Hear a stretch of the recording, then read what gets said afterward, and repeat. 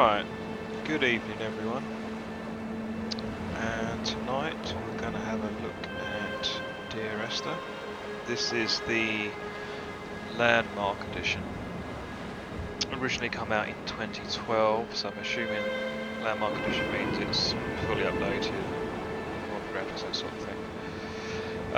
So yeah, I've learnt a little bit since downloading it. It's an adventure sort of exploration game. Not your typical game shooting or puzzle solving or anything like that. So I thought I'd take a look at it, and when I knew it come free, I grabbed it. So yeah, we're going to get into it, and I'll start a fresh game. And yeah, let's have a look.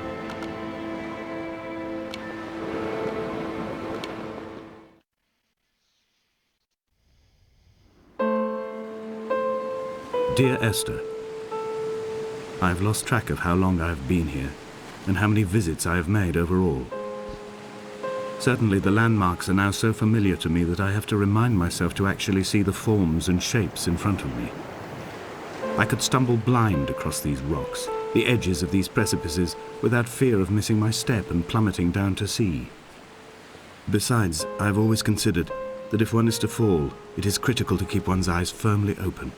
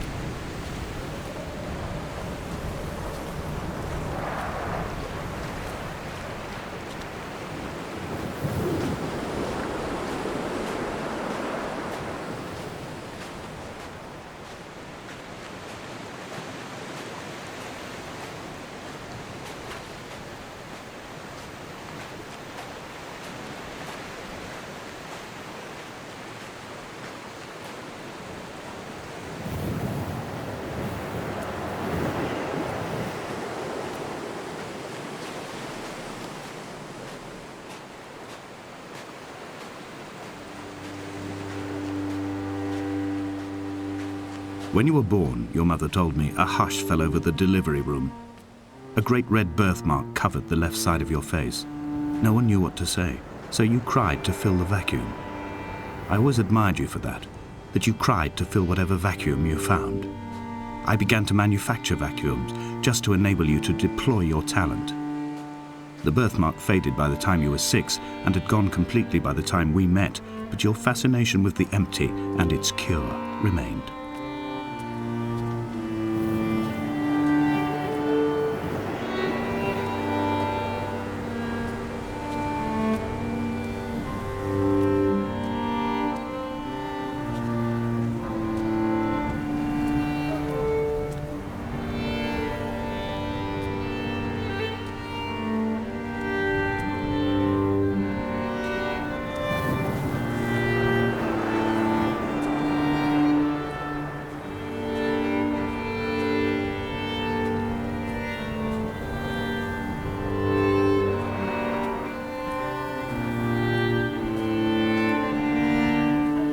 The mount is clearly the focal point of this landscape.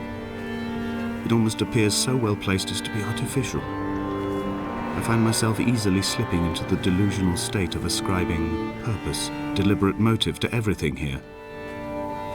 Was this island formed during the moment of impact?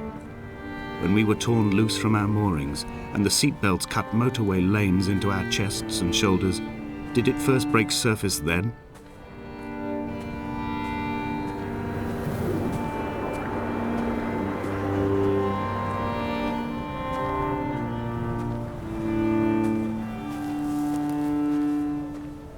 When someone had died or was dying, or was so ill they gave up what little hope they could sacrifice, they cut parallel lines into the cliff, exposing the white chalk beneath.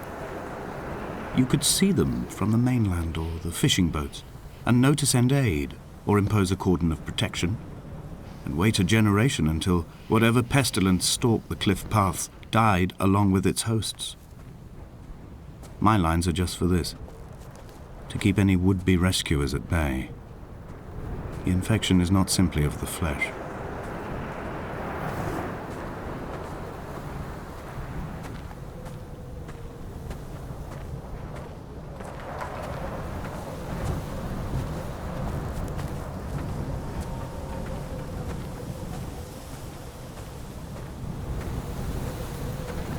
We are not like Lot's wife, you and I.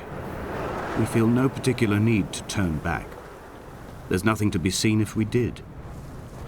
No tired old man parting the cliffs with his arms. No gifts or Bibles laid out on the sand for the taking. No tides turning or the shrieking gulls overhead. The bones of the hermit are no longer laid out for the taking. I have stolen them away to the guts of this island, where the passages all run to black, and where we can light each other's faces by their strange luminescence.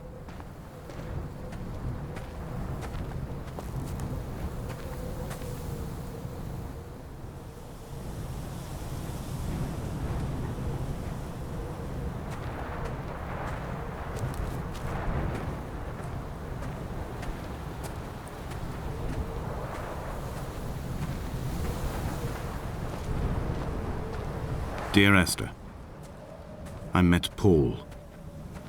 I made my own little pilgrimage. My Damascus, a small semi-detached on the outskirts of Wolverhampton.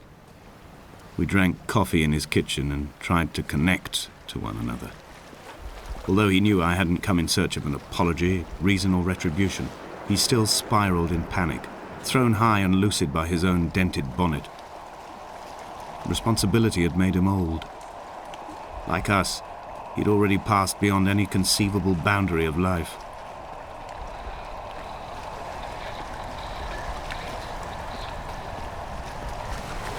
This hermit, this seer, this distant historian of bones and old bread, where did he vanish to? Why, asked the farmers. Why, asked Jacobson. Why bother with your visions at all, if you're just to throw your arms up at the cliff and let it close in behind you and seal you into the belly of the island, a museum shut to all but the most devoted?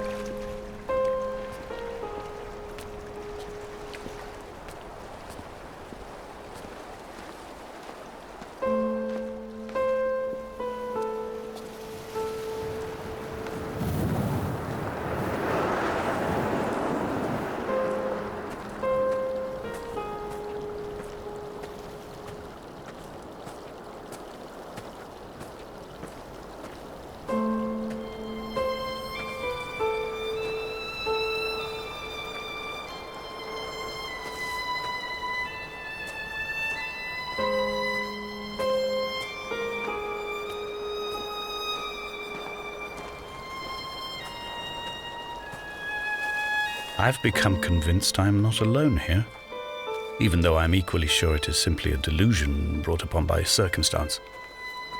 I do not, for instance, remember where I found the candles, or why I took it upon myself to light such a strange pathway.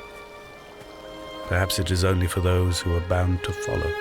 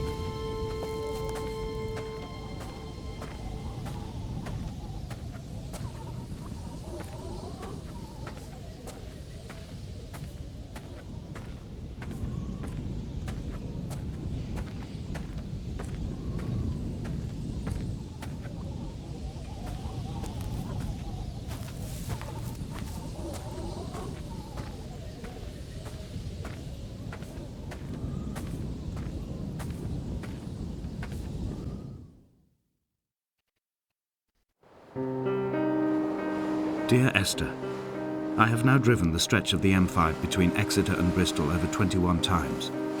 But although I have all the reports and all the witnesses and have cross-referenced them within a millimetre using my Ordnance Survey maps, I simply cannot find the location. You'd think there would be marks to serve as some evidence.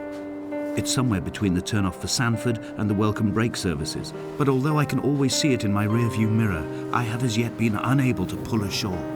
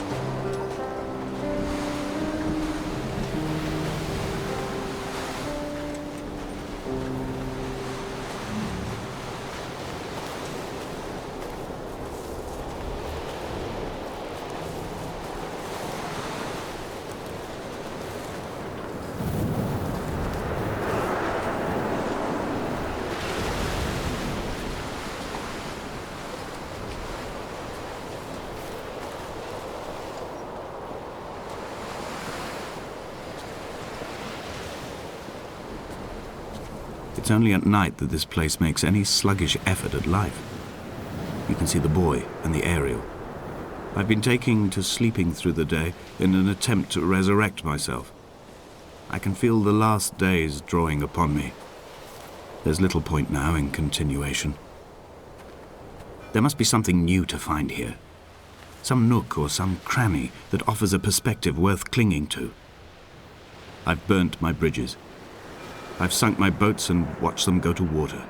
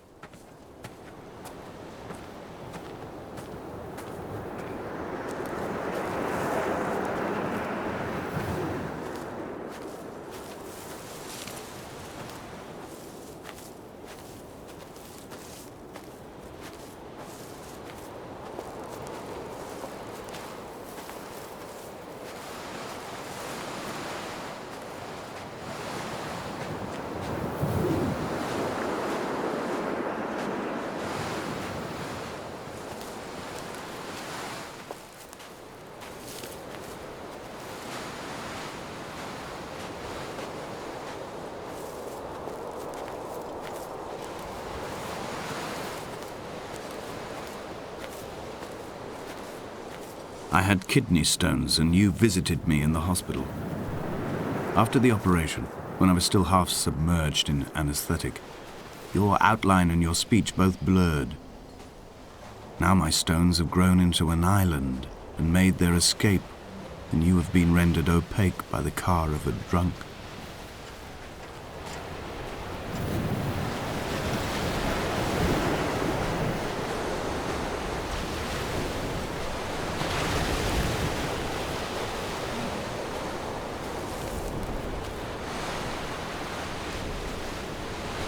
There must be a hole in the bottom of the boat.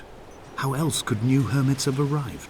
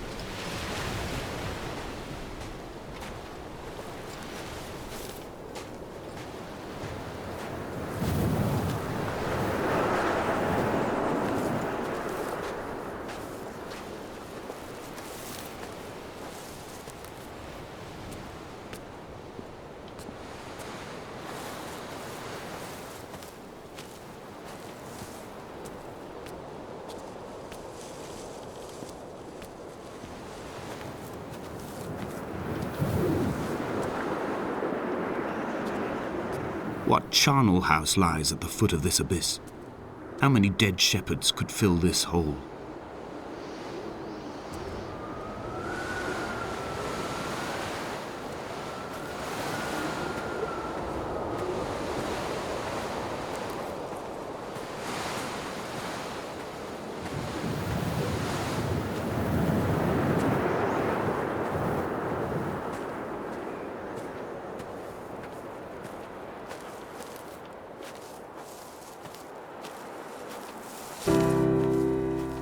Begun to climb, away from the sea and towards the center.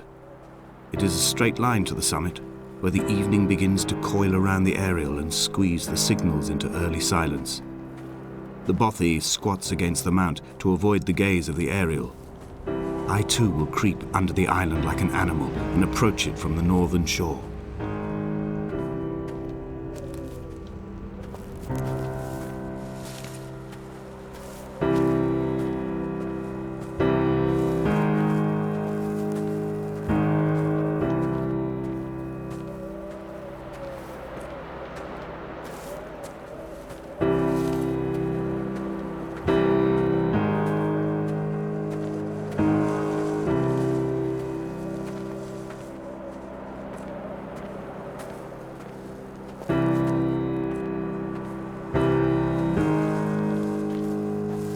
The bothy was constructed originally in the early 1700s.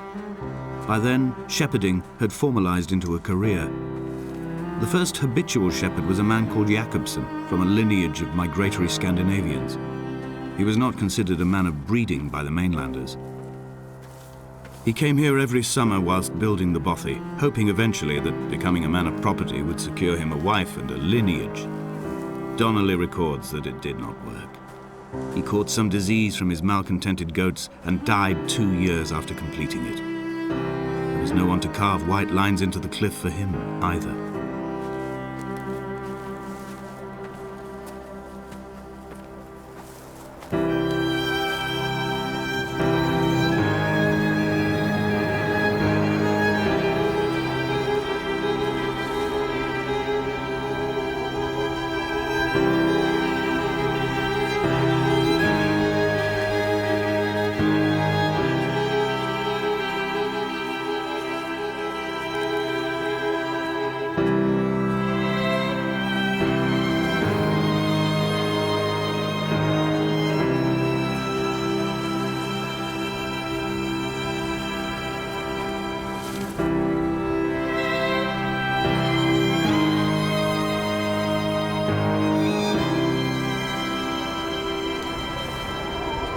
When the oil lamps ran out, I didn't pick up a torch, but used the moonlight to read by. When I've pulled the last shreds of sense from it, I will throw Donnelly's book from the cliffs and perhaps myself with it.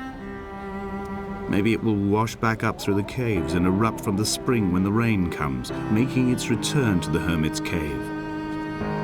Perhaps it will be back on the table when I wake. I think I may have thrown it into the sea several times before.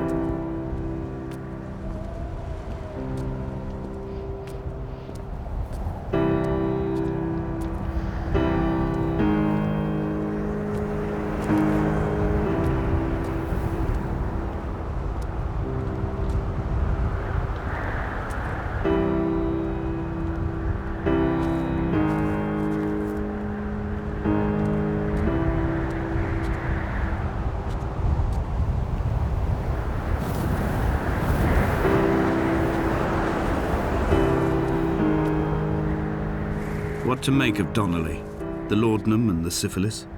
It is clearly not how he began, but I've been unable to discover if the former was a result of his visiting the island or the force that drove him here. For the syphilis, a drunk driver smashing his insides into a pulp as he stumbled these paths, I can only offer my empathy.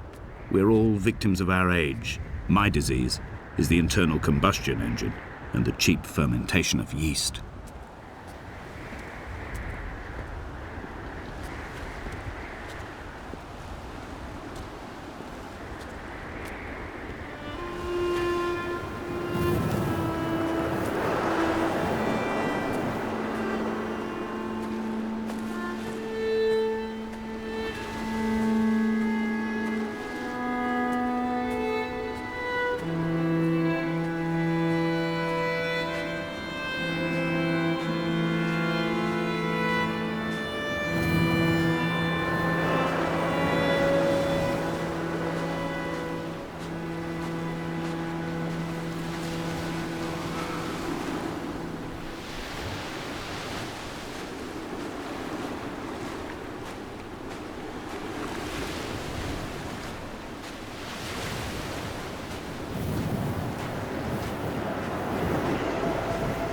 Climbing down to the caves, I slipped and fell and have injured my leg. I think the femur is broken. It is clearly infected. The skin has turned a bright, tight pink, and the pain is crashing in on waves, winter tides against my shoreline, drowning out the ache of my stones. I struggled back to the bothy to rest, but it has become clear that there is only one way this is likely to end. The medical supplies I looted from the trawler have suddenly found their purpose. They will keep me lucid for my final ascent.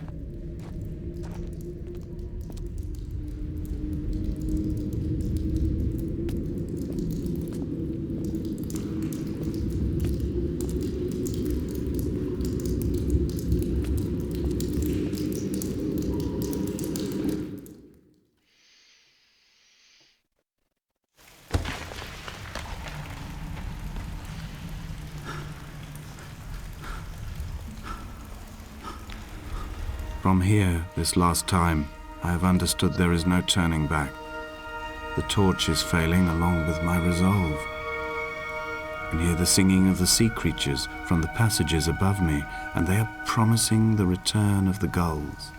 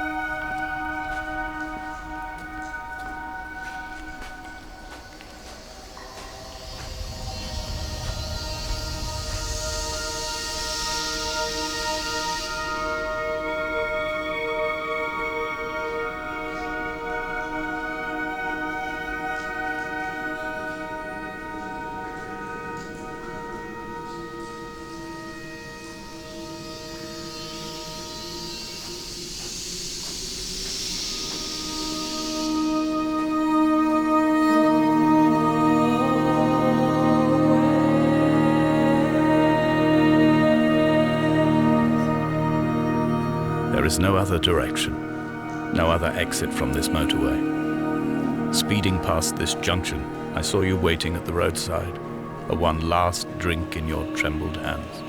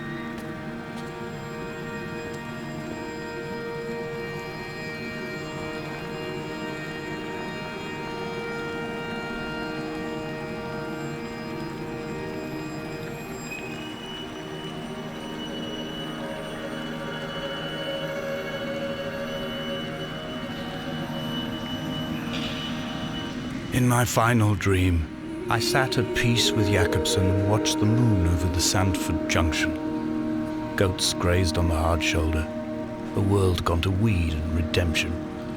He showed me his fever scars, and I mine, between each shoulder the nascency of flight.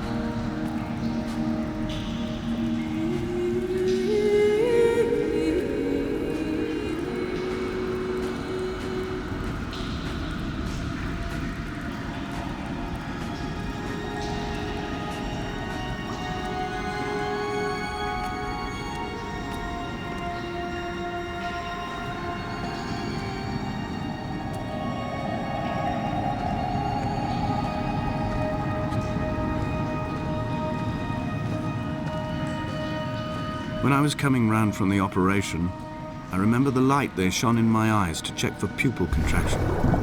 It was like staring up at a moonlit sky from the bottom of a well. People moved at the summit, but I could not tell if you were one of them.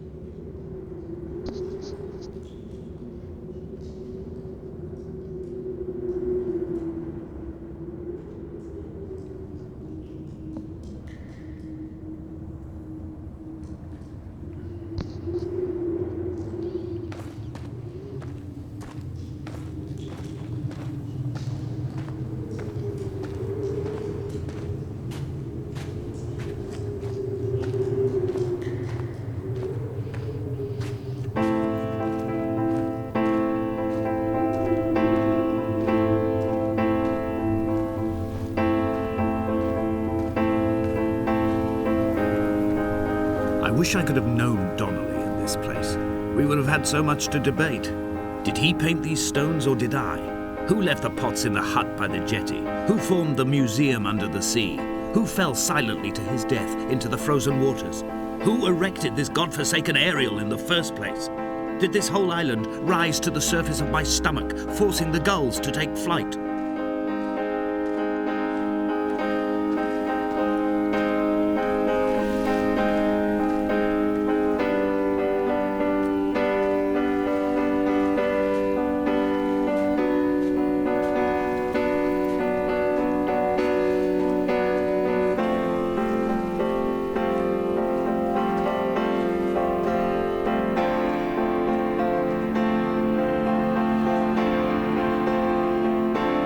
I returned home with a pocket full of stolen ash.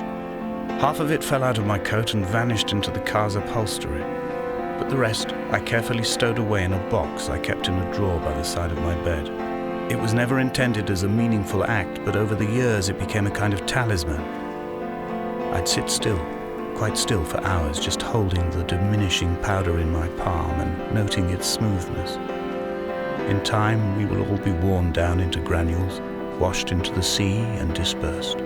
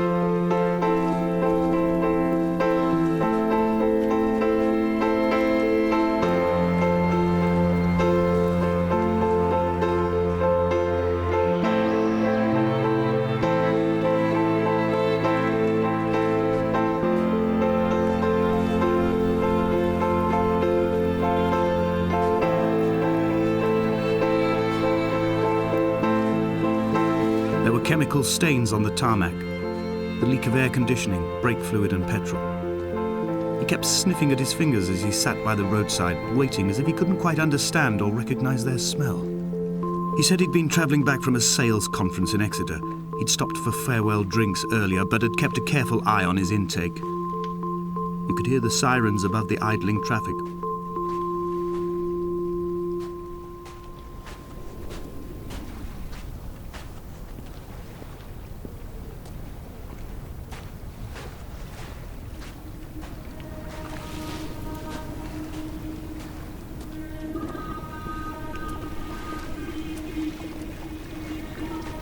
From here, I can see my armada. I collected all the letters I'd ever meant to send to you, if I'd have ever made it to the mainland, but had instead collected at the bottom of my rucksack, and I spread them out along the lost beach. Then I took each and every one, and I folded them into boats. I folded you into the creases, and then, as the sun was setting, I set the fleet to sail. Shattered into 21 pieces, I consigned you to the Atlantic, and I sat here until I'd watched all of you sink.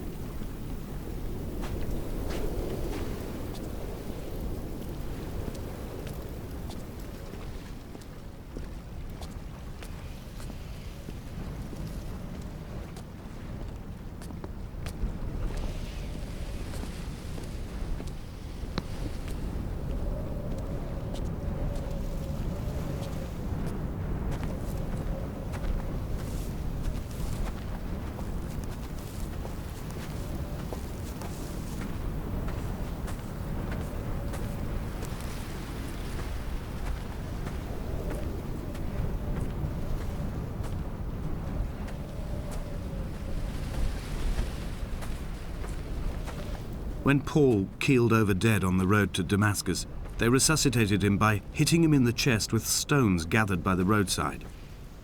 He was lifeless for 21 minutes, certainly long enough for the oxygen levels in his brain to have decreased and caused hallucinations and delusions of transcendence.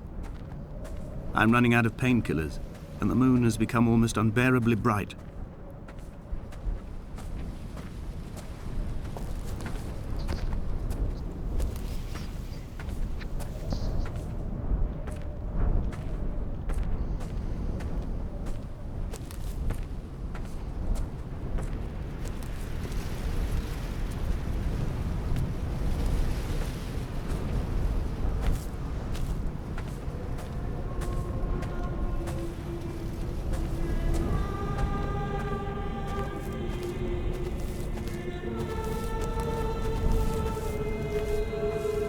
I've begun my voyage in a paper boat without a bottom.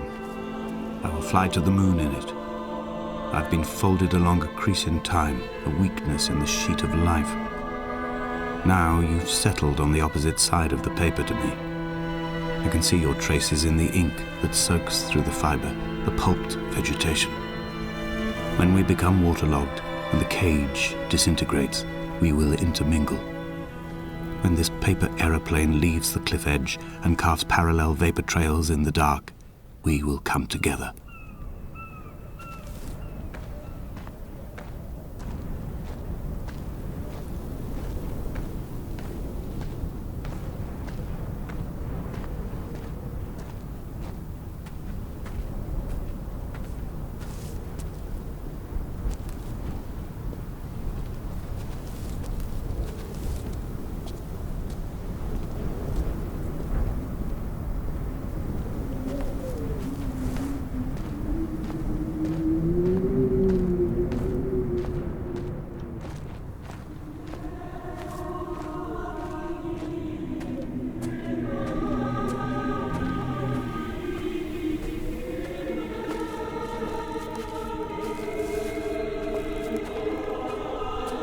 If only Donnelly had experienced this, he would have realized he was his own shoreline, as am I.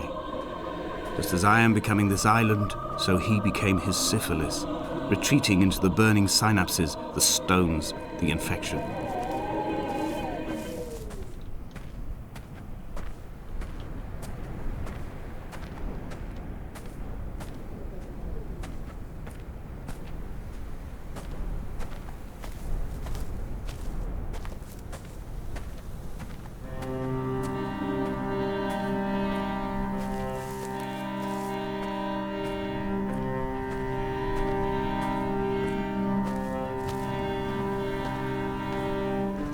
Bent back like a nail, like a hangnail, like a drowning man clung onto the wheel, drunk and spiraled, washed onto the lost shore under a moon as fractured as a shattered wing.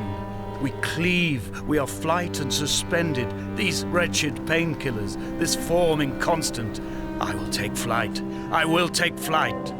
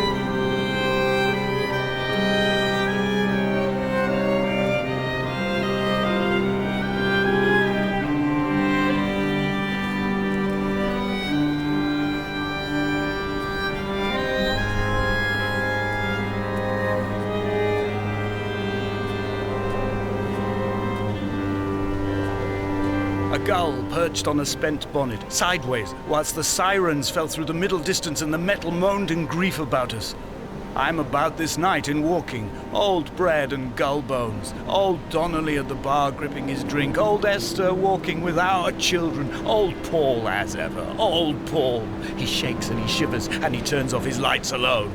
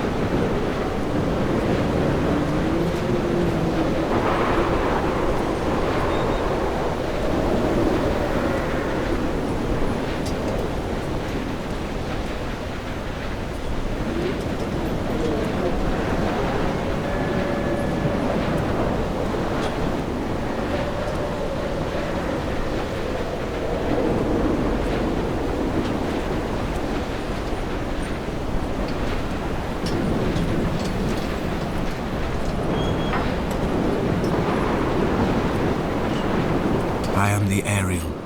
In my passing, I will send news to each and every star.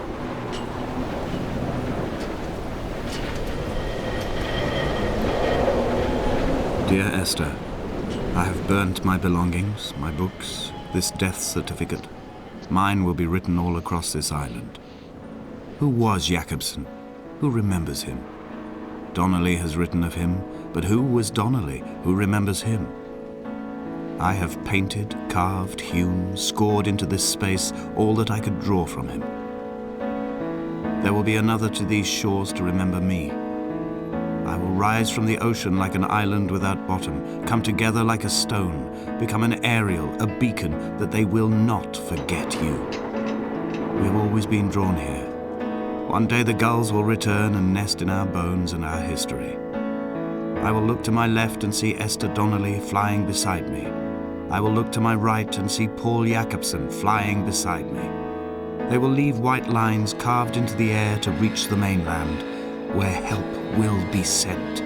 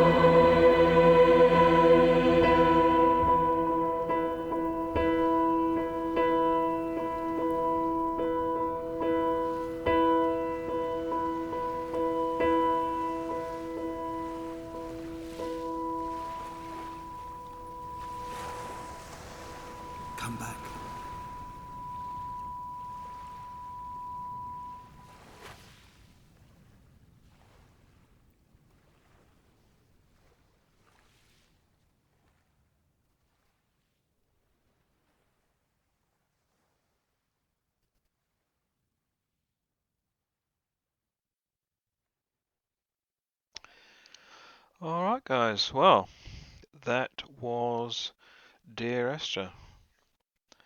Absolutely amazing. Just amazing because it's absolutely different. And visually stunning. Absolutely blown away by the visuals, especially in the cave and how the animation runs at the end. I thought that was great.